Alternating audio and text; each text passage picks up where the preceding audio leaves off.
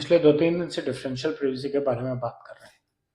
कल हमने बात की थी कि कैसे एप्पल, गूगल और यूएस सेंसस में डिफरेंशियल प्राइवेसी को इम्प्लीमेंट किया गया है।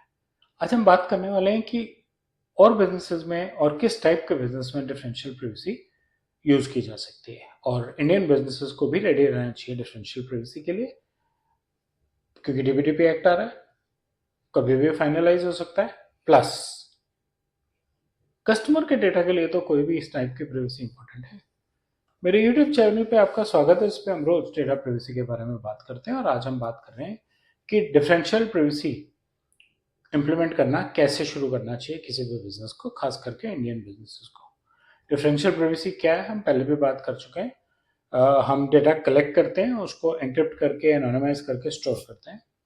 हमें वो डेटा कहीं रिसर्च के लिए देना होता है। मेडिकल रिसर्च भी हो सकती है, सेंसस भी हो सकता है। गूगल वाले ट्रैफिक पैटर्न अंडरस्टैंड करने के लिए डेटा यूज कर रहे हैं, एप्पल वाले इमोजीज के लिए यूज कर रहे हैं। तो किसी भी ऐसे एनालिटिक्स के लिए आपको किसी का डेटा चाहिए, तो आप वो किसी रिसर्च ग्रुप को भेजते हैं, लेकिन रिसर्च ग्रुप को पर्सनल इंफॉर्मेशन नहीं चाहिए।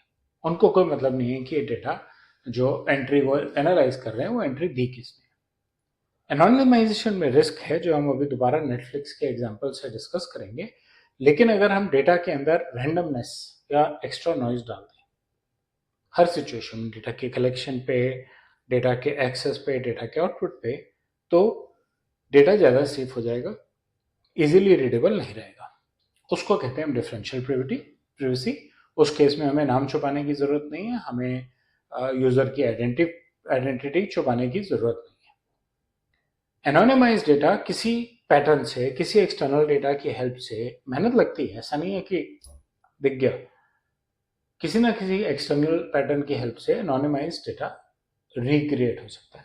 जैसे नेटफ्लिक्स के साथ उन्होंने डेटा एनोनिमाइज करके मूवी की रिसर्च डेटा पब्लिक रिसर्च में दे दी, और सिमिलर सर्वे आईएमडीबी ने किया, और जो रिसर्च वाले थे उन्होंने रिजल्ट्स को कंपेयर किया और यूजर की आइडेंटिटी क्रिएट कर ली। नेटफ्लिक्स की गलती नहीं थी, लेकिन प्राइवेसी ब्रीच हो गई एक तरीके से। यही अगर नॉइज ऐड किया गया होता, और आइडियली दोनों तरफ किया गया होता, तो प्राइवेसी ब्रीच नहीं होती। कहने का मतलब यह है कि नेटफ्लिक्स ने एनोनिमाइज किया, लेकिन कहीं और से लिंक होके उनके एनोनिमाइजेशन का इम्पैक्ट नलीफाई हो गया।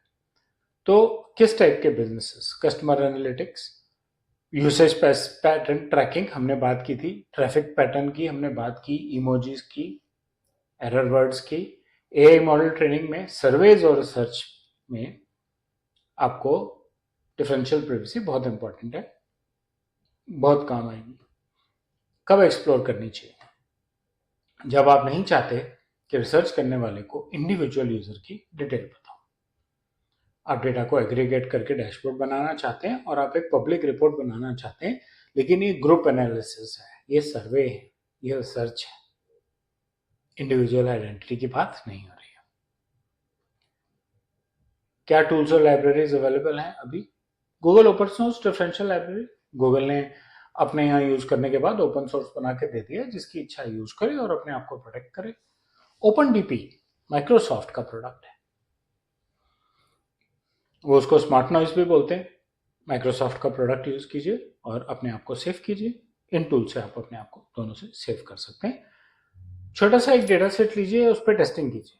ओपन सोर्स टूल्स हैं, थोड़ी नॉलेज चाहिए, ट्रेनिंग भी चाहिए, लेकिन इन टूल्स के थ्रू आप एक डेटा सेट लीजिए और उस पर टेस्टिंग कीजिए।